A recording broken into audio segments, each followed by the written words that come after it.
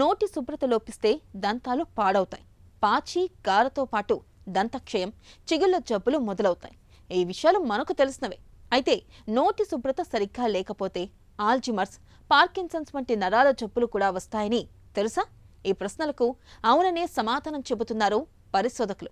నోటిలోని బ్యాక్టీరియాకు, మెదడు, నరాల సమస్యలకు సంబంధం ఉన్నట్లు ప్రపంచవ్యాప్తంగా జరిగిన అనేక పరిశోధనలు వెల్లడిస్తున్నాయి. ఈ నేపథ్యంలో నోటి శుభ్రతకు, నరాల జబ్బులకు మధ్య సంబంధం గురించిన ఆసక్తికర వివరాలని ఇప్పుడు తెలుసుకుందాం.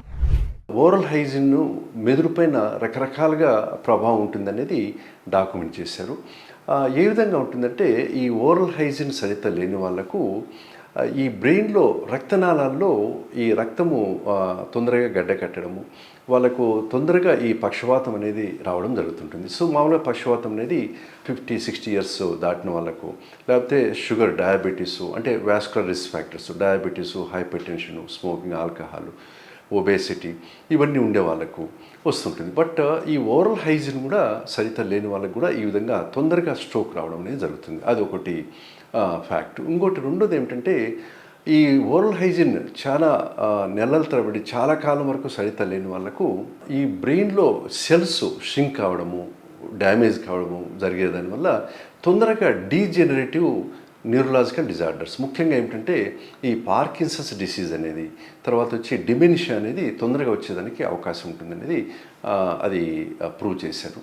సో ఇంతేకాకుండా ఈ ఓరల్ హైజీన్ బాగా అంటే సరిత లేని వాళ్ళకు, అంటే బ్యాడ్ ఓరల్ హైజీన్ ఉండే వాళ్ళకు ఈ సైకలాజికల్ సిమ్టమ్స్ కూడా తొందరగా వచ్చేదానికి అవకాశం ఉంటుంది.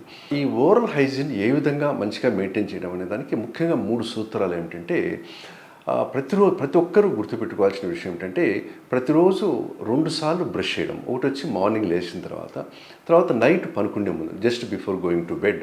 సో 2 సార్లు బ్రష్ చేయడం అనేది చాలా ఇంపార్టెంట్.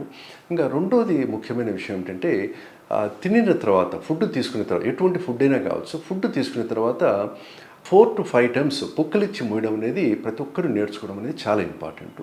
సో దానివల్ల మనకు ఓరల్ హైజీన్ అనేది చాలా బాగా మెయింటైన్ అయ్యేదానికి అవకాశం ఉంటుంది.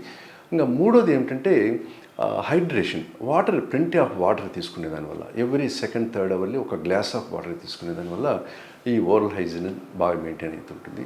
అంతేకాకుండా ఫ్రూట్స్ ఎక్కువ తీసుకునే దానివల్ల కూడా ఓరల్ హైజీన్ బాగా మెయింటైన్ అయ్యేదానికి అవకాశం ఉంటుంది.